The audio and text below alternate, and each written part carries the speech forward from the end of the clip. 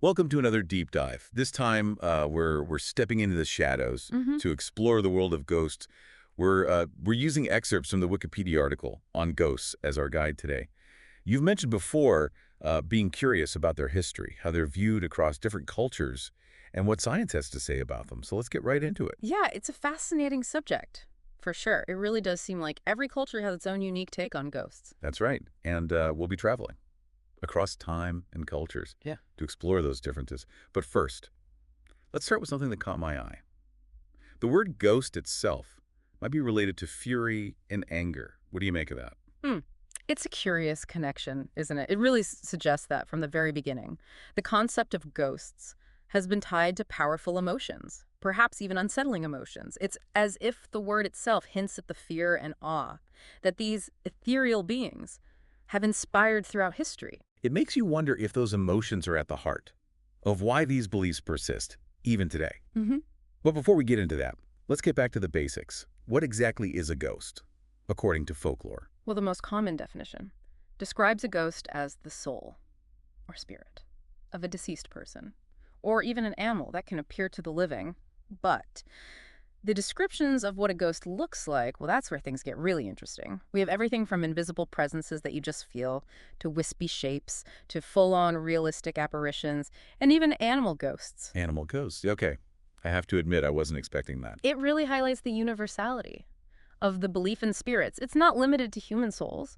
Many cultures believe that animals, too, can leave behind a spiritual residue. So it's not just Casper the Friendly Ghost we're talking about here. It's a whole menagerie of potential spectral encounters. Yeah. And it seems like people have always been fascinated by the idea of contacting these spirits. Right. I mean, think of seances and necromancy. Exactly, these practices, though often viewed with skepticism, demonstrate a deep-seated desire to communicate with the other side, whether it's to seek guidance, gain knowledge, or even find closure.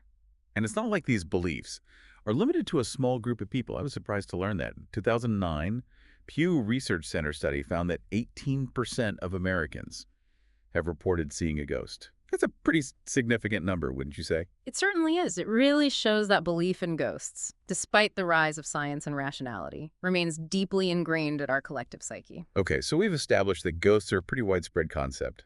But how do different cultures actually view ghosts? I bet there are some pretty wild variations. Oh, absolutely. Let's take a journey through time and across the globe to explore those differences. Our first stop, ancient Mesopotamia and Egypt. Both cultures had incredibly rich beliefs about the afterlife. They believed that when someone died, their spirit continued to exist, in a realm not too different from the world of the living. So it wasn't just a case of lights out after death. Not at all. These ancient cultures believed that the spirits of the deceased still had needs and desires, and they required regular offerings of food and drink to prevent them from becoming restless or even malevolent. In fact, the ancient Egyptians had a particularly nuanced view of the afterlife. They believed in something called the second death. Second death. That sounds Yeah. intense. What exactly did that entail? Imagine this. Even after a person died and entered the afterlife, their soul could undergo a second death. This wasn't a physical death, but a spiritual one, and it held serious consequences. It meant that the soul was truly extinguished, gone from existence. But here's the catch. The soul also had the power to avoid the second death and continue to exist in the afterlife. This belief highlights the importance the Egyptians placed on living a righteous life, ensuring their soul's survival beyond the physical realm. Wow, so it's like a high-stakes game of cosmic survival, even after death. Yeah, precisely. Their afterlife was far more complex than simply a singular destination. It was a journey with challenges and tests, and the soul had to navigate it carefully to ensure its continued existence. Fascinating. So, while the Mesopotamians believed in keeping the spirits happy with offerings, the Egyptians focused on this intricate afterlife journey. What about ancient Greece? How did their view of ghosts compare? In early Greek beliefs, ghosts were more like vague echoes of the deceased, barely perceptible presences. But around the 5th century BC, something interesting happened. Ghosts transformed into something much more fearsome and tangible. They became haunters, capable of influencing the living in dramatic ways. A great example of this shift can be seen in the play Oresteia. The ghost of Clytemnestra, seeking revenge for her own murder, appears not as a wisp of smoke, but as a powerful figure demanding justice. So ghosts got a serious upgrade In the scare factor department, it seems like the ancient Greeks were particularly preoccupied with vengeful spirits. They were, and this preoccupation continued with the Romans. The Romans were particularly concerned with using ghosts for, believe it or not, revenge. They believed that by placing curses on graves, they could turn the deceased into instruments of vengeance, unleashing their wrath upon their enemies. So it wasn't enough for the living to seek revenge. They had to enlist the dead as well. It seems so. The Roman author, Pliny the Younger, even wrote a famous account of a haunted house in Athens that was only quieted after the restless spirit was given a proper burial. It's a classic ghost story trope that we see repeated throughout history, the idea that a ghost can be appeased, or at least neutralized, by fulfilling some unfinished business, or righting a past wrong. It's interesting how these beliefs about ghosts often reflected the anxieties and values of the cultures that held them. So we've got hungry ghosts, vengeful ghosts. How did things evolve in the Middle Ages? Did Europeans inherit these same beliefs? The Middle Ages in Europe brought a new layer of complexity to the concept of ghosts. Instead of just being restless spirits or echoes of the deceased, ghosts were now often seen as souls trapped in purgatory, seeking atonement for their sins. But there was another, more sinister interpretation as well. Some believed that ghosts were actually demons in disguise, seeking to deceive and tempt the living. So like a spiritual identity crisis. You weren't always sure who or Yeah. what you were dealing with. Exactly. And these medieval ghosts were nothing like the wispy figures we often imagine today. They were described as being far more substantial, even capable of interacting physically with the living. People claimed to have wrestled with them, held them down, until a priest could arrive to perform an exorcism. They were often described as faded versions of their living selves, dressed in rags and bearing the marks of their earthly suffering. Talk about a fashion downgrade. So when did we get to the classic sheet-wearing ghost we think of today? Was that a Victorian invention? You could say that. The Victorian era was a time of great societal change and scientific advancement, but it was also a time of intense fascination with the supernatural. This era saw the birth of the modern ghost story, with its emphasis on psychological terror, gothic settings, and eerie atmospheres. Think spooky mansions, Yes, flickering you're right. candles, and things that go bump in the night. Precisely. Authors like M.R. James and Henry James were masters of this genre. And of course, who could forget Charles Dickens's A Christmas Carol? These stories weren't just about scaring people. They explored themes of morality, guilt, and the consequences of our actions, all through the lens of ghostly encounters. It's amazing how this one concept, the ghost, has been used to explore such a wide range of human emotions and experiences. But with the rise of science and reason, did these beliefs start to fade? Not entirely. While the Victorian era saw a boom in ghost stories, it also witnessed the rise of spiritualism, a movement based on the belief that communication with the dead was possible. Spiritualists held seances, attempting to contact spirits and receive messages from beyond the grave. This movement gained immense popularity, even attracting prominent figures like Sir Arthur Conan Doyle, the creator of Sherlock Holmes. So even as science offered new explanations for the world, people were still drawn to the mystery and allure of the spirit world. It seems like the human fascination with ghosts is deeply ingrained, perhaps even a universal impulse. It certainly seems that way, but the ways in which that fascination manifests itself are incredibly diverse. Let's take a quick trip around the world to see just how different those manifestations can be, shall we? Let's do it. I'm ready for some more ghostly tales Oh. from around the globe. Let's start with Africa. With the Akan people of West Africa, they believe in a 5-part soul. Wow, that's incredibly intricate. A 5-part soul. You'd think you'd leave a pretty big spiritual footprint. With that kind of setup, what happens to those different parts after death? That's a great question. The Akasans believe that upon death, the various soul parts separate and embark on their own journeys. Some parts might linger, becoming the ghosts that interact with the living, while others travel to the ancestral realm, or even reincarnate. So it's not just a simple case Hmm. of the soul departing the body. It's more like a complex process of spiritual unbundling. It makes you wonder what kind of ghosts might manifest from those different soul parts. It certainly does. And speaking of unusual ghost manifestations, let's travel to the Hummer tribe of South Sudan. They actually have a ritual where they consume a potent drink made from the brain and spinal cord of a giraffe. Giraffe ghosts. Yeah. That sounds both fascinating and slightly terrifying. What's the cultural significance of this ritual? For the Hummer, the giraffe is a sacred animal, and this ritual is seen as a way to connect with the spiritual power of the giraffe. They believe that by encountering these giraffe ghosts, they can gain insights, guidance, and even protection. It's a powerful example of how cultural beliefs about animals and the spirit world can intersect. It definitely challenges our Western notions of what a ghost can be. So from giraffe ghosts in Africa, let's head over to Asia. What kind of ghostly encounters do we find there? In East and Central Asia, ghosts are deeply ingrained in folklore and popular culture. China, for example, has a long and rich history of ghost beliefs. Confucius, the famous philosopher, advised people to respect ghosts, but keep a safe distance. He saw them as a natural part of the world, but not something to be trifled with. And even today, a significant number of Chinese people believe in ghosts. Respectful distance seems like a good policy. When it comes to the supernatural, are there any particularly interesting types of ghosts in Chinese folklore? Oh, many. But one that stands out is the Yuan, the vengeful ghost of someone who died unjustly. They're said to be incredibly persistent, stopping at nothing to seek revenge on those who wronged them.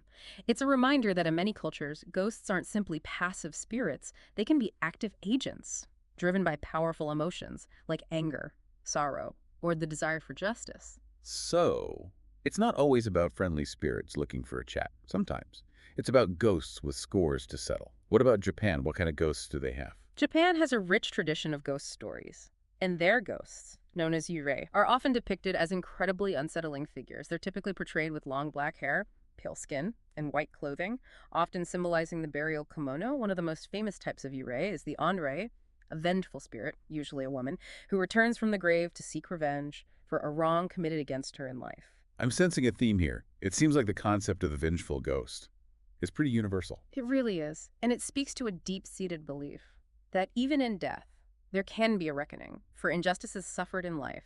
And finally, what about Thailand? I've heard they have a very vibrant ghost culture. Absolutely. Ghosts are woven into the fabric of Thai society. From ancient folklore to modern pop culture, they have an incredible variety of ghosts, each with its own unique characteristics and motivations. For example, there's the Phi Tai Hong, a particularly violent ghost that arises from a sudden or brutal death. They're often associated with accidents or murders, and they're said to be incredibly dangerous. Dangerous? In what way? They're believed to be capable of causing harm to the living, driven by the rage and trauma of their sudden demise. Then there's the Phi-em, the sleep paralysis ghost. This one is particularly interesting because it taps into a universal human experience, the feeling of being paralyzed and unable to move while you're asleep in Thailand. This frightening experience is attributed to a malevolent spirit that sits on your chest, suffocating you. So the things that go bump in the night, sometimes they might just be sitting on your chest. I've had sleep paralysis before, and I could definitely see how it could be interpreted as a ghostly encounter. It's fascinating how these beliefs tap into both our deepest fears and our attempts to explain the inexplicable. It's a fascinating paradox, isn't it? The human mind seems wired to seek explanations, even for the most unsettling and mysterious phenomena. But despite the persistence of these beliefs, science has yet to find any concrete evidence to support the existence of ghosts. Right. We've explored the cultural side of things, but now I'm curious to hear what science has to say. Is there any way to reconcile these beliefs with a scientific worldview? Well, the scientific consensus is that there's no definitive proof that ghosts exist. However, and this is important, it's equally impossible to definitively disprove their existence. Science deals with what can be observed, measured, and tested. And the realm of ghosts, by its very nature, often defies those parameters. So it's the classic case of absence of evidence is not evidence of absence. Just because we haven't proven it yet doesn't mean it doesn't exist. Exactly. And while science may not be able to offer a definitive answer on the existence of ghosts, it can provide some compelling explanations for what people might be experiencing when they think they've encountered a ghost. Okay, I'm all ears. Let's dive into the science behind these ghostly experiences. One of the most common explanations is misperception. Our brains are constantly trying to make sense of the world around us, and sometimes they can be tricked. Think of optical illusions, for example. Those tricks of perception can easily be applied to ghostly encounters, shadows, flickering lights, even unusual sounds. These can all be misinterpreted by our brains, leading us to perceive something that isn't actually there. So sometimes it's just a case of our brains filling in the blanks, creating a ghostly presence where none exists. Precisely. And then there's the phenomenon of pareidolia, where our brains see patterns in random data. Think of seeing faces in clouds or hearing hidden messages in songs played backward. This same tendency can lead us to perceive a ghost in a random shadow or a fleeting glimpse of movement in a dark room. Our brains are constantly looking for familiar shapes and patterns, even where they don't exist. It makes you wonder how many ghost sightings could be attributed to this simple quirk of perception. More than we might think. And then there are the environmental factors to consider. Old houses in particular are prone to all sorts of strange noises and occurrences, creaking floorboards, rattling pipes, drafts that slam doors shut. These perfectly explainable events can easily be interpreted as signs of a ghostly presence, especially if you're already primed to believe. It's like setting the stage for a haunting. If you're in a creepy old house and you expect to encounter a ghost, your brain is going to be on high alert, looking for any sign to confirm that expectation. Exactly. And then there are the psychological factors. Sleep paralysis, for example, is a phenomenon where you wake up, but your body remains paralyzed. This can be a terrifying experience, often accompanied by hallucinations and the feeling of a presence in the room. It's no surprise that many people interpret sleep paralysis as a ghostly encounter. I can definitely see how that would be terrifying. You're awake, but you can't move. Yeah.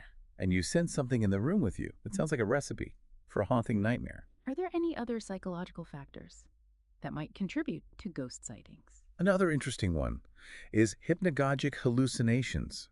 These are vivid, dreamlike hallucinations that occur as you're falling asleep. They can involve visual, auditory, or even tactile sensations. And they can be incredibly realistic. Again, it's not hard to imagine how someone experiencing these hallucinations might believe they've encountered a ghost. So our own brains can create these experiences, even without any external stimuli.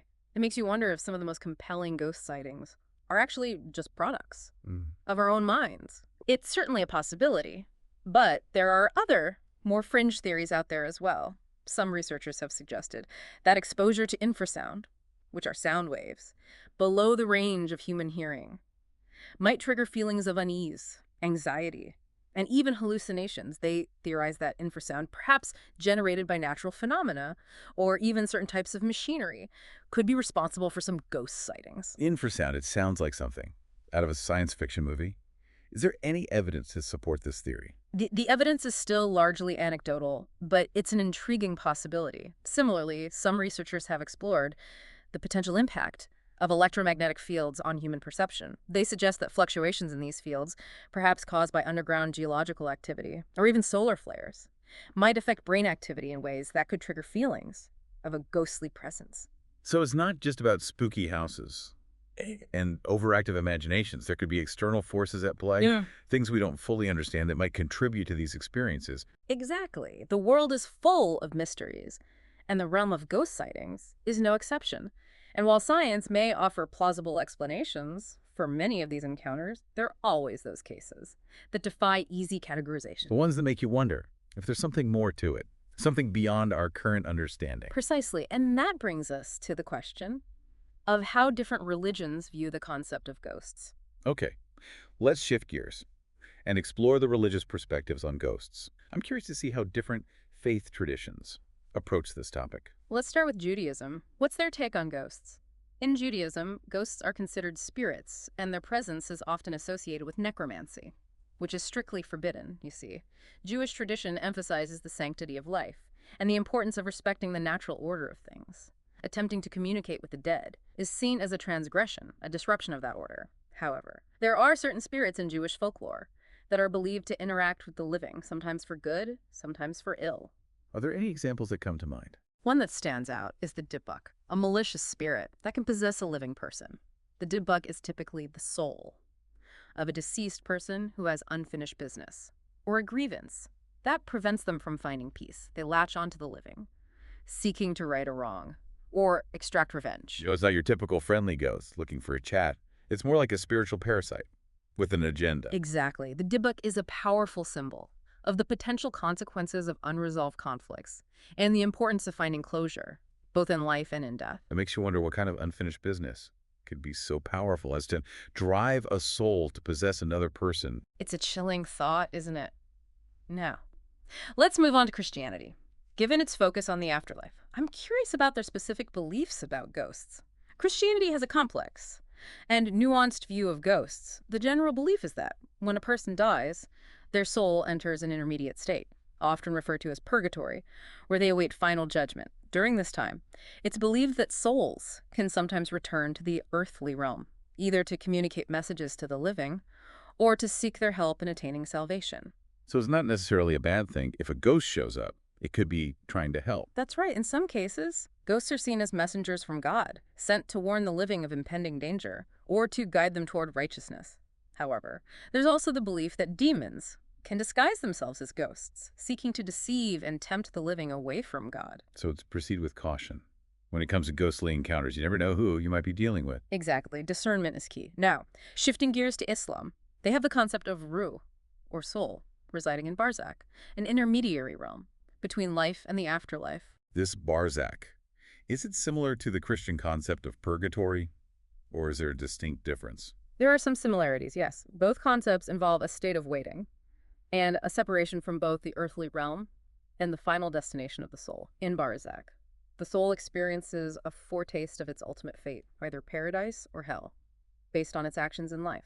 Interestingly, Islamic tradition holds that pure souls in barzakh might appear to the living, offering guidance or warnings, while impure souls might seek revenge or cause harm. So again, it's a mixed bag. When it comes to ghostly intentions, it seems like this theme of the soul's moral state, influencing its actions after death, is pretty consistent across different religions. You're right. It highlights the importance that many religions place on living a righteous life, not just for earthly rewards, but also for the sake of the soul's journey after death. Now, let's journey to the Indian subcontinent, where we find a rich tapestry of beliefs about ghosts in the afterlife. In Hinduism and related traditions, they have bhoots, restless spirits who remain tethered to the earthly realm. What keeps these boots from moving on? It's often believed that something is preventing them from completing their journey to the afterlife. This could be unfinished business, a traumatic death, or even a strong attachment to the material world. Sometimes, they might linger out of a desire to protect loved ones, or to seek revenge against those who wronged them. It seems like the reasons for a ghost to stick around are as varied as the ghosts themselves. Are there any particularly notable types of boots in Indian folklore? One that stands out is the churl, the vengeful ghost of a woman who died in childbirth or during pregnancy. She's often depicted as a grotesque figure, with long, tangled hair, sharp claws, and a thirst for revenge, particularly targeting the males in her family. That's definitely one for the ghosts to avoid list. It's fascinating how these beliefs often reflect societal anxieties and cultural norms. The churl seems to embody the fears surrounding childbirth and the vulnerability of women during that time. Exactly. These stories aren't just about ghosts. They're about the fears, beliefs, and values of the cultures that create them. And finally, what about Buddhism? How do they approach the concept of ghosts? Buddhism has a unique perspective on ghosts. They believe in a realm of hungry ghosts, known as pretas, who are driven by insatiable desires and cravings. These ghosts are depicted as emaciated figures with large bellies and tiny mouths, symbolizing their inability to satisfy their hunger. So they're trapped in a cycle of perpetual craving. That sounds like a pretty miserable existence. It is. But Buddhism also offers a path to liberation for these hungry ghosts. During the Ghost Festival, a month-long celebration in many Buddhist cultures, offerings of food and prayers are made to appease these spirits and help them find release from their suffering. It's a beautiful concept, the idea of offering compassion and aid to even the most tormented of spirits. It speaks to the Buddhist emphasis on alleviating suffering, not just for the living, but for all beings. It's a reminder that the concept of ghosts, while often associated with fear and the unknown, can also inspire compassion and a sense of interconnectedness. It seems like ghosts have played a significant role, not only in religious beliefs, but also in art and storytelling throughout history. Absolutely. Ghosts are a universal theme, appearing in everything from ancient myths and epic poems to classic literature, theater, and modern cinema. They've been used to explore themes of love, loss, revenge, guilt, and the very nature of existence. I love how those Victorian ghost stories really set the stage for the modern horror genre. They created this atmosphere of suspense and dread, playing on our deepest fears. They were masters of psychological terror, using the unseen and the unknown to create a sense of unease and anticipation. And today, we see ghosts depicted in a wide range of genres, from romantic comedies like Ghost to slasher flicks like A Nightmare on Elm Street. It's amazing how this one concept, the ghost, has evolved and adapted over time. reflecting the changing anxieties and fascinations. They're different cultures. Yeah. Even with all the scientific explanations we've discussed, I still find myself drawn to ghost stories. There's just something so captivating about the mystery of it all. I understand completely. The human mind is wired for storytelling. And ghost stories tap into our deepest fears and fascinations. They force us to confront the unknown, grapple with questions of life and death, and explore the boundaries of what we believe is possible. Exactly. So after this deep dive into the world of ghosts, what's the takeaway for our listeners? What should they walk away with? I think the most important thing is to approach this topic with an open mind. Whether you're a skeptic or a believer, there's no denying the cultural significance and psychological power of ghost stories. They offer a unique window into the human psyche, our need to make sense of the world around us, and our enduring fascination with what lies beyond the veil of the known. I love that.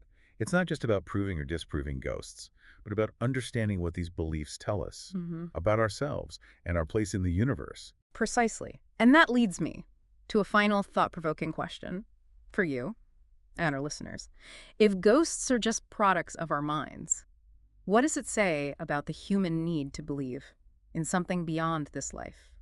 Or, given all the variations we've seen across cultures and time periods, do you think there's a universal core to the ghost experience, something that transcends cultural boundaries and speaks to a deeper truth about human existence? Whoa, that's a big one. It definitely gives you something to ponder.